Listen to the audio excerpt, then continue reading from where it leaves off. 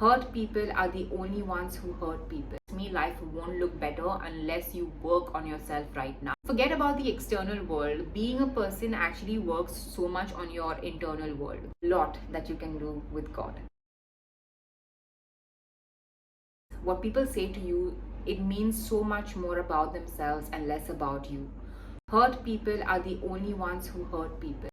And when I got to know this, all the things that they said to me, they actually just became words. When I look back, the people who hurt me the most are the people who actually are not very happy in their lives. And maybe at that time I couldn't have any sort of compassion for them, but right now when I look back, I have so much compassion, and I feel so sorry for them because they have so much hurt in their own lives. It's actually spewing out, and like going to everyone around, and sometimes even without their fault, because of their own traumas and insecurities. They have so much hurt that actually they have no control over it, and it spews out, and they lash out to the next available thing. And of course, if you're someone who struggles with low self-esteem, I can see why you feel like this actually means something about you.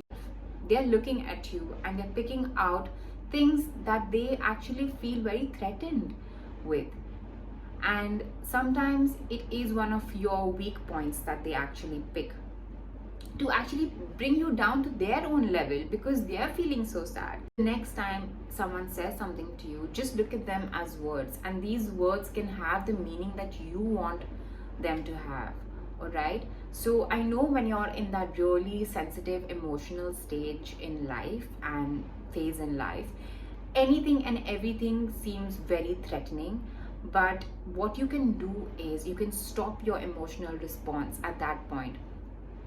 It is something that you're going to have to build and build and build for a couple of months and years, and maybe even your entire life. But it is something that will really, really, really help you. So pause your emotional response. See if you can take some time and actually integrate what is actually happening.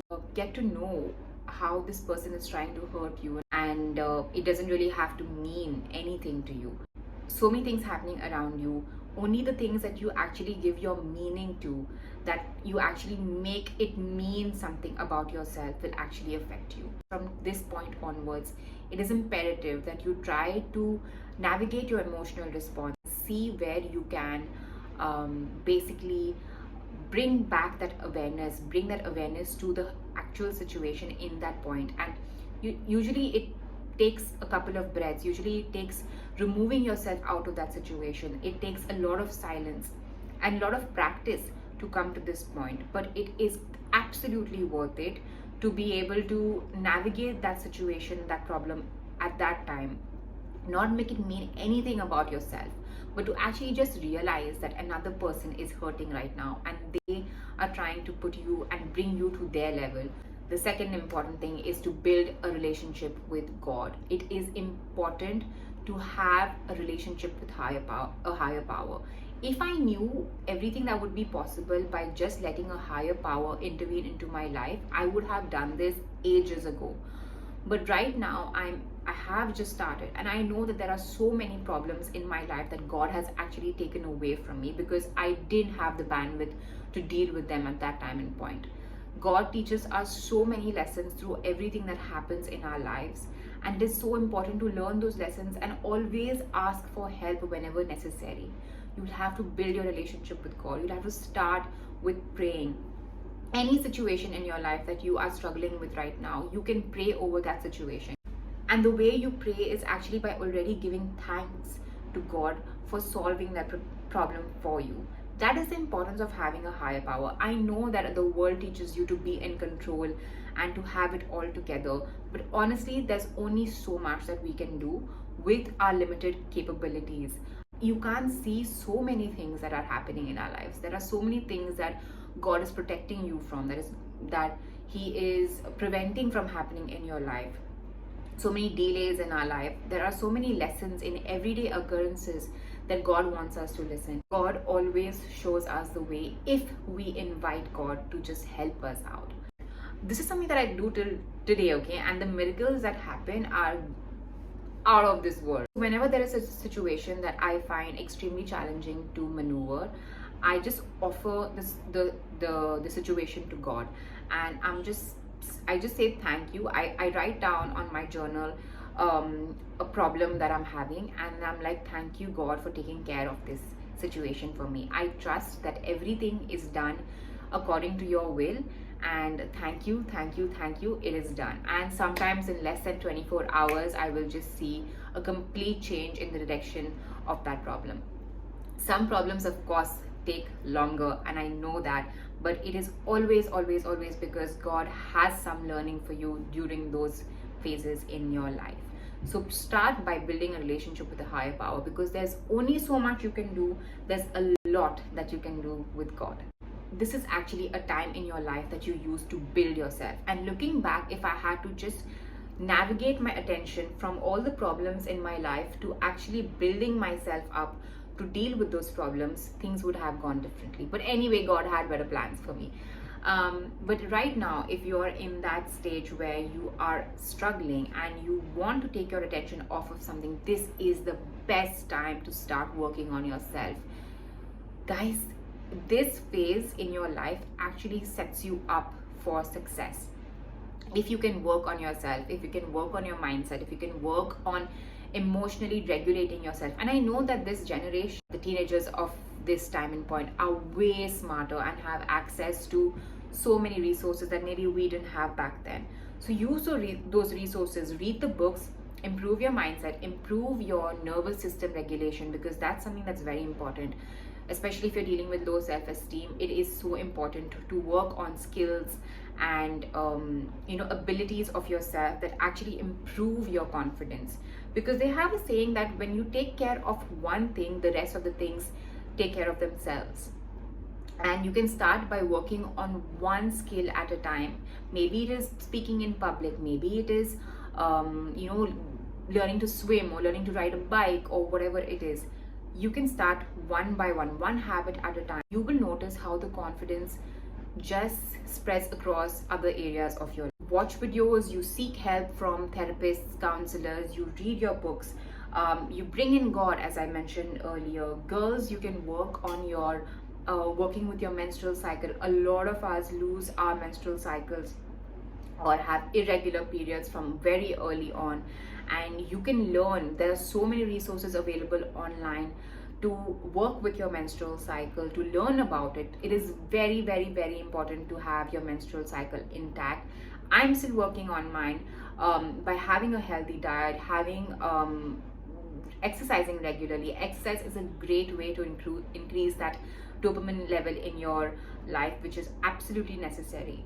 And a healthy lifestyle, they preach it because it actually works, and you can honestly start working on it right now, because the habits that you build right now will be the habits that you carry when you're an adult. If you bring in self-discipline, self-love and self-compassion right now, there is honestly nothing that can tear you down when you're an adult and when you're working on bigger things in life. Honestly, your self-work is the biggest project that you will have in your life. And the external keeps changing, but what you have with yourself is yourself, right? And if you keep working on yourself daily, even if you're not a teenager and you're an adult and watching this, it is never too late to start working on yourself. All you need to do is bring yourself a journal, write down a couple of things that are bothering you, that you think are not very great in your life, and see. And I know that intuition and God just guides you to the right step. I know it can seem so overwhelming to take care of your entire life in one day, but that's not going to be possible. Like, sometimes it takes your entire life to take care of a couple of things, and it is fine. It is completely fine to do that. Nobody in this world is perfect, and if anyone is trying to tell you that they are out of their minds, because no one is perfect.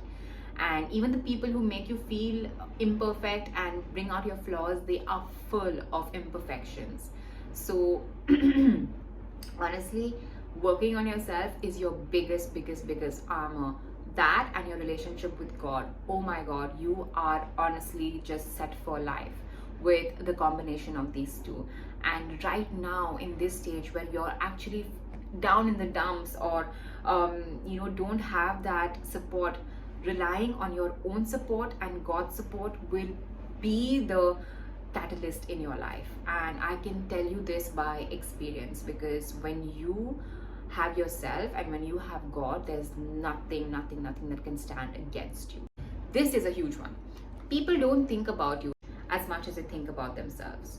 Trust me, I know this. I still go through this. It's the worst possible thing, but sometimes I feel like people just dislike me because of all of the things that I went through in the past. I just feel like that's the general consensus about myself, but it's actually just quite the opposite. And because I think of these people in that way, that they don't like me, I usually just put my guards up, and then what happens? I become unapproachable. So that could be happening to you, but they'll not usually just directly hate you. It's impossible for anyone to do that. If they do that, then they're crazy. Usually when I became their friends, they would actually tell me this, that you seemed like you didn't want to speak to anyone because of your body language. And our mindset and our emotional state are so strong that it immediately shows whatever you're feeling and you're thinking. So try to work on your body language. Try to realize that people actually want to get to know you, and you will get to know them if you make the first move. Don't always wait for other people to come and approach you. Go and approach them. Introduce yourself. Build that self-confidence. And confidence is just the ability to keep saying yes and yes and yes. And this is something I learned from a Mel Robbins video, that it's the courage to say yes over and over and over again.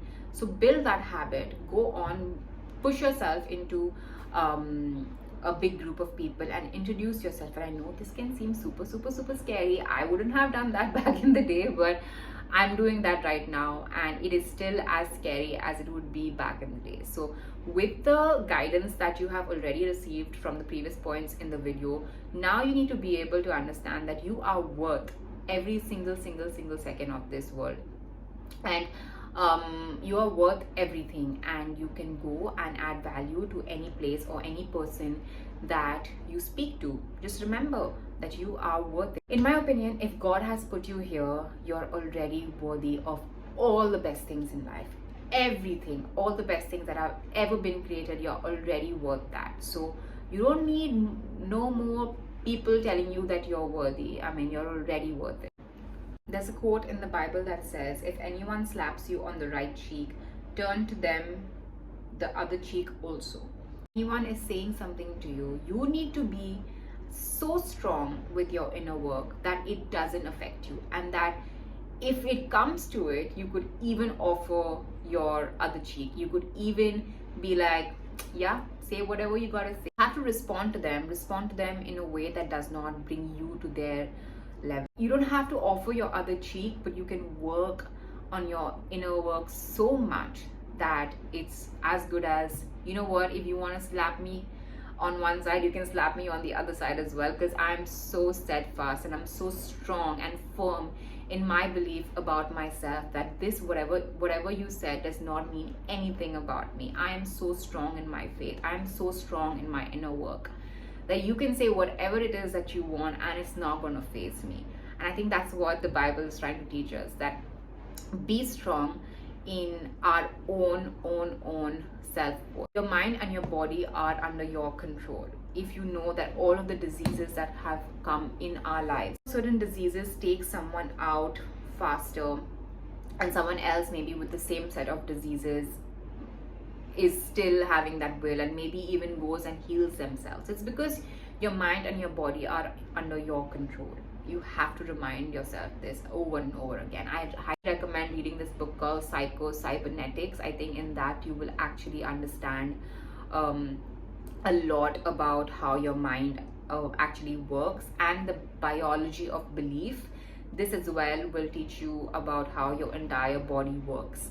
So read these two books. I'll also leave in any other recommendations of emotional regulation and nervous system regulation in the bio, because of course I'm not an expert in all of these topics, but you can get to know all of the resources to work on yourself better through these books and these resources. Feel your emotions, because that's one very important thing. Although we are discussing how to navigate these low phases in our life, it is very important to feel your emotions. Feel whatever you're feeling to them, keep feeling into them, keep feeling into them. They will dissipate, they will just dissipate.